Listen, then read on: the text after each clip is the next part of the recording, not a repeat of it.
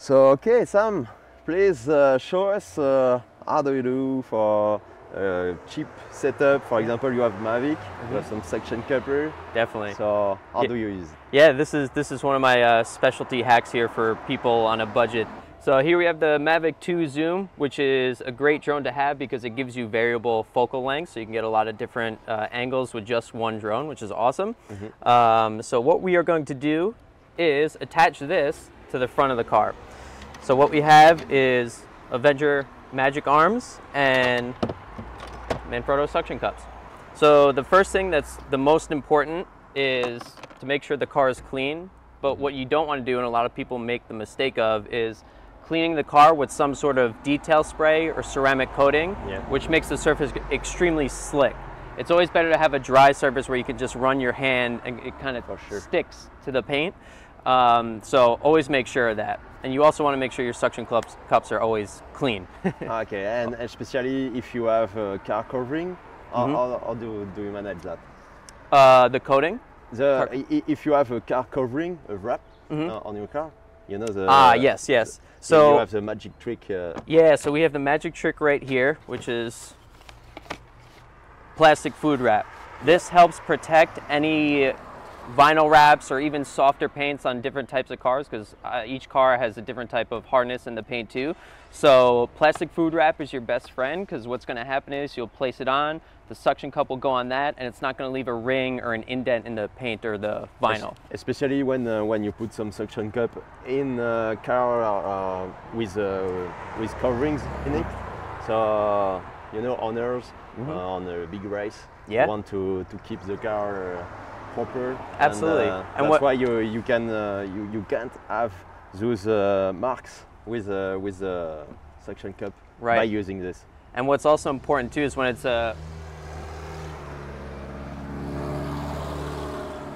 Antonio, please block the road. no, just kidding. Thank you, by the way. What's also very important too is that when it's really hot out, the paint obviously gets really hot and it gets softer. So if you just put the suction cup straight to the paint, it's going to leave a ring and a mark. For sure. This will save you from having that happen, especially when you deal with expensive cars, things like that.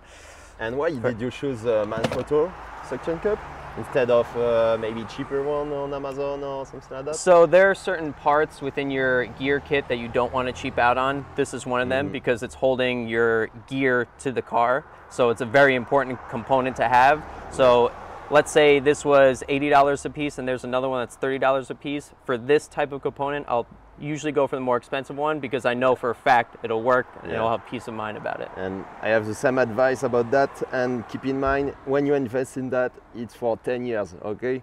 So you can push a bit your budget higher to have the proper brand, for example, the Manfrotto or Avenger one. Matthews, great, as well. So yeah, please show us. Awesome. Yeah, absolutely. First step.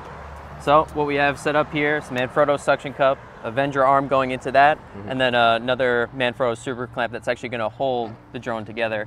One of the most important things when mounting to the front of the vehicle is that you don't want anything in front of the driver, because that's a huge distraction and also illegal. So we're going to mount it to the passenger side of the car, and what we are going to do is 2 points of contact here. And whenever you're doing this, you want to make sure it's on a flat surface, obviously, and you're going to obviously pump the cup until the red line disappears. And by the way, the cool point is that this process, you can do this all by yourself. You don't need an extra assistant or something like that. One-man crew. Yeah, one-man crew. And once you do this a few times, it gets faster and faster every time. For sure. So the most important thing too is to always check the suction cups start to lose suction when the red line starts to come out. So you always want to re-suction whenever you stop during a shoot or anytime you can. And I don't know if you do that, but sometimes as an extra security, I just put some tape around the section to be 100% sure that there is no air infiltration in it, because that's why the section works.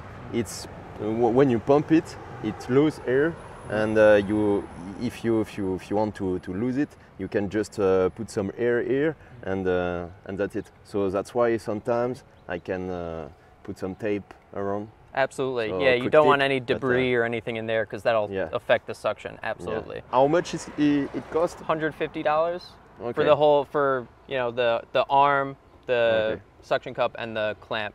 And a lot of these you can also find used in great condition off of certain websites, but you always want to check that it's in good condition once you get it, of course. Sure. So the way I do this is the propellers come off the drone because the drone tends to get screwed up if you keep the propellers on, because what happens is when you're driving along, the wind starts to push them, and it kind of makes the motors bug out a little bit. So what I'm going to do here. Because of course you have to turn on the drone, so he think he's flying. You actually don't have to pull the levers down to let it spin the motors. You can just let it turn on and it'll be good to go, which is the great part of this. Do you know if it's the same process with, for example, the new DJI Mavic Mini, the 3 one? Same exact process, as long as you don't take it off. And that's another important part to taking the propellers off, is if you accidentally turn them on, that way it doesn't damage anything. Keep that in mind. So we're going to spin this here.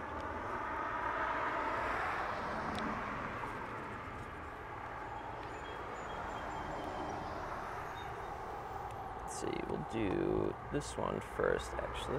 I can hold it. Yeah, if you don't mind.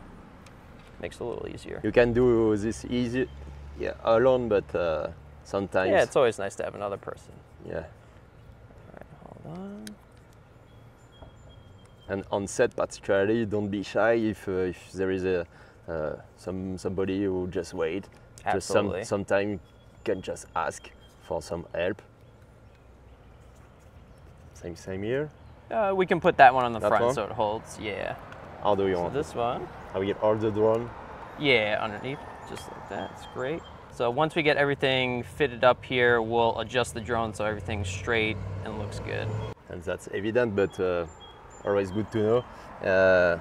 Please watch out with the position of your arms, because Always. the gimbal will turn a bit on the left, on the right, so to don't see, for example, the clamp or something like that. Always, always. So you can obviously, if you want, add more clamps to here, here, and here, but this is the general idea of it.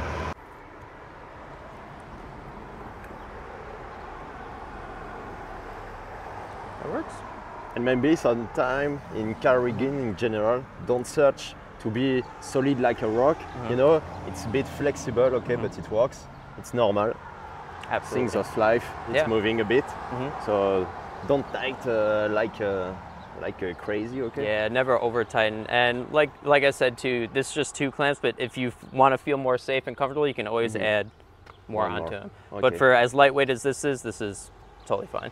Do you put some safety cable or something like that? Absolutely, we're about to do that now. Of course. For example, what type of cleaning solution do you use? Do you recommend this one? Oh no? Or... Nah, that's just background prop. I mean, you could actually, but I'd usually recommend something with more alcohol in it. That one has less, but you could actually use it for this. It's just not what I specifically use. I'll honestly just use like an alcohol cleaner. That's it. Yeah, same for me. I don't want to waste my money. So what I like to do also is when I put the safety cables on, for this rig specifically, I'll put them at the top of the hood, but even though the safety clamps are rubber, it can still rub up against this and tend to take paint off. So what I like to do is just put a piece of gaff right about where I'm gonna put one of the cables. There. Show in front of the cameras. This is quick, how longer is it? Okay. Gaff tape. Yeah, it's about a few inches long, and this won't leave any residue, which is really important. You never want to leave tape residue on a car. Maybe you can use a softer tape Yes. to do not make any scratch or something like that on the car. Absolutely. And yeah, this is my own personal vehicle, so I abuse it a little more than what I normally would for others. These safety straps specifically are from Rig Wheels, but there are tons of other grip companies that sell their own online, but these ones specifically are good for this type of application. And I think these ones were sold for like $40 or $50 for a set of like 3 or 4, something like that. Okay. And you can use some straps from bike racks or something like that. Yes. That's almost the same process? Pretty much the same process because it is a ratchet here. So you'll pull one end and it'll tighten the other. So same type of process. Just the full ratchet straps are obviously bigger and a little different. So I'm gonna put this here. So you obviously want to make sure what you're ratcheting down is tight. So you can always just check here. And if it's loose, you'll see this start to move around a bit. So you always want a tight cord over here. And any excess wire I like to tape down on the inside, on the bottom of the windshield here, on the plastic part so it doesn't ruin anything. So this will tighten a little bit more. How much time do you need for that rig? About 10 minutes. But okay. it's 10 minutes gets you a lot of different potential shots because the drone is incredible to use because it's obviously not a static camera. So you get a lot of different angles. And could you power the drone with an external battery or something like that, or you need to stop because sometimes, you know, small drones just have 10 minutes or more? So what's good about this one is that if you're not flying it, it's obviously going to use less battery. So flying time for the Mavic 2, I believe, is around like 25 minutes. So if you're not flying at all, I've ran this for up to almost an hour straight without having to change batteries. So I haven't needed an external battery pack, but it's good to know. Yeah, definitely. I mean, at that point, you would probably stop anyway and, you know, change batteries, whatever you have to do. Okay. Beautiful. Because why choosing a drone instead of a DSLR or something like that for that type of rig? Yeah, I would choose this over a DSLR because the DSLR is, first of all, it's going to be hard mounted. So you always run into the potential vibrations from the road, whereas this, you already have a gimbal on the drone itself, so it's going to minimize all those vibrations, and you can also pan and tilt, which you can't with a hard-mounted rig. Sure. So this, sometimes hard-mounted rigs are great because it's a very specific type of look, but this is different. This is a smooth shot. With that rig, sometimes you just use the power of your own gear that you maybe don't already know you can do that type of rig just with a drone, for example with a Mavic Mini or something like that, and yeah, that's cool. That's cheap and efficient. Easy, efficient, yeah, for sure. So you can also, if you have other suction cups, you can also put it down closer to the front, so you can drop it down even lower too, but this for beginners is pretty solid. I've gotten up to about 50, 55 miles an hour with no problem, but it also depends on the actual wind conditions themselves too, because if it's extra windy and you're still going that speed, it's going to affect the gimbal a little bit more, but yeah, you can get up pretty high with this. And that's the same process if you want to go on the side of the car. You just pump the two suction and you can put a drone on the side or... Yep, same exact type of mounting process. You just sometimes have to find a different or a better safety point for all your cables and stuff. But generally the same process, And same on the window, for example. Could you use this suction on windows? You can. I probably wouldn't recommend it on side windows. If I was going to do it, I would do it on either the windshield or the rear window, just because on the side windows there tends to be a little bit more vibration with them and flexibility. So I'd always recommend the front or rear windshield. Okay, all right. Good to know. Yeah. Nice. So when you guys initially turn the drone on, you're probably going to get an error or two, and that's because the compass is trying to calibrate, and also there's no propellers on it. It's basically in a mode that it doesn't like, but it works. So you'll get a couple error messages and stuff, but it's totally fine. And you'll see here, this is what it looks like at 24 mil, and because it's the Mavic 2 zoom, we can literally zoom all the way in and tilt up and down. One thing I do want to make note of is that if you are just using DJI's phone app, you actually cannot pan the camera, you can only tilt. If you buy DJI's controller with the entire monitor built in, that gives you the option to pan, tilt, and do all that kind of stuff. But because we're in a car, we can also move left and right, so we can kind of make it act like a pan axis. So let's do it.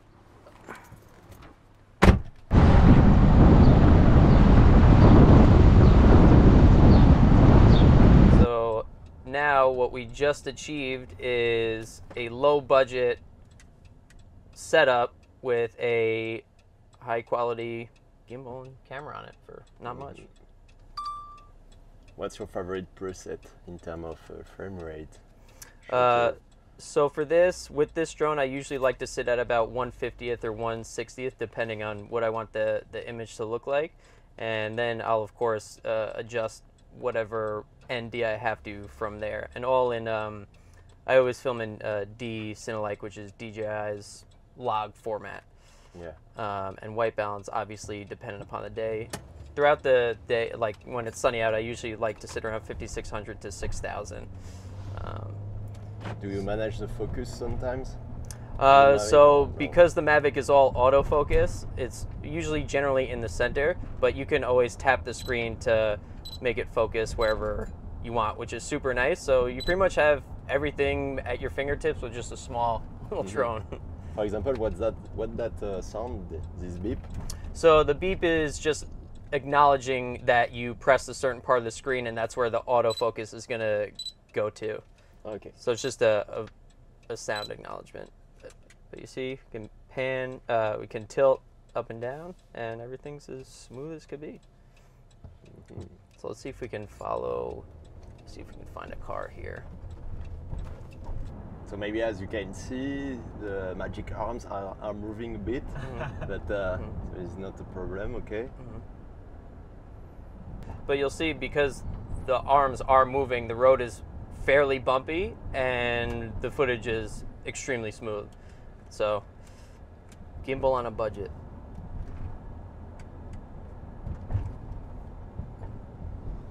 Did you lose sometimes the connection, or? No, because it's so close to us, I've never had a connection drop once, which is really nice. But nah, let's go straight. See that nice beautiful straight. I know they always kick you out of there. So generally, if you have some downtime, you're at a stop, now's a good time to just double check your suction cups. If they have the red line showing, just make sure there's no dirt in or around them, and just re-pump them just so it ensures that the suction stays on the car and everything's saved. You can even double check your cables. Whenever you get even like a minute or two of downtime, it's always good to check that kind of stuff. Yeah, there we go. Nice. Can we get a little closer to it? Keep going. Nice. Tilt up.